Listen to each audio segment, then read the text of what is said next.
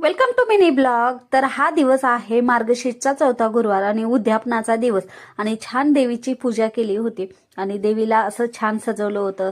तर देवीची पूजा करण्या अगोदर आहे ना आपल्याला संध्याकाळी दिवे लावायचे असतात. तुळशीला पहिल्यांदा दिवा लावायचा असतो, दरवाजात दिवे ठेवायचे असते आणि हळदीनं लेपन केल्यानंतर उंबरा असा सुशोभित दिसतो आणि त्याचे फायदेही खूप जास्त आहे. दारामध्येही छान रांगोळी काढली होती आणि अशी सजली होती माझी देवी. देवी कशी वाटली नक्की कमेंट करून सांगा. संध्याकाळी आपल्याला कहाणी वाचायची असते, त्याच्या अगोदर देवीला हळदी कुंकू लावून घेतलं. त्यानंतर कहाणी वाचली.